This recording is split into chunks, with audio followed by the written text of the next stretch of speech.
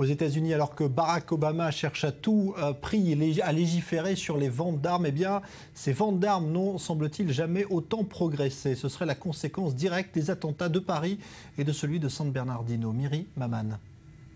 Après les attentats de Paris et de San Bernardino, de nombreux vendeurs d'armes américains ont constaté une hausse des ventes.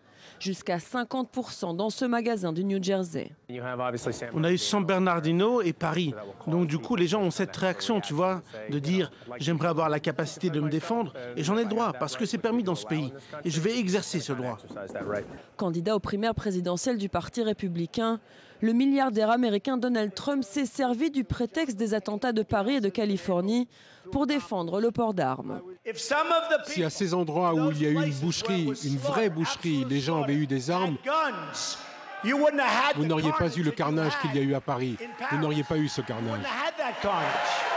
Environ 310 millions d'armes à feu sont en circulation aux États-Unis, soit environ une arme par habitant. Et les détenteurs d'armes en sont persuadés, les criminels ne passent pas par les magasins officiels. Un criminel ne va pas entrer dans un magasin d'armes, acheter une arme légalement, ça ne se passe pas comme ça. Donc si tu retires le droit d'acheter cette arme aux honnêtes gens, tu ne vas pas régler le problème des criminels. L'argument ne tient pas pour Syed Farouk, l'un des 2 terroristes de Californie. Il possédait des armes tout à fait légalement. Il n'était pas fiché et donc rien ne s'opposait à ce qu'il obtienne un permis de port d'armes.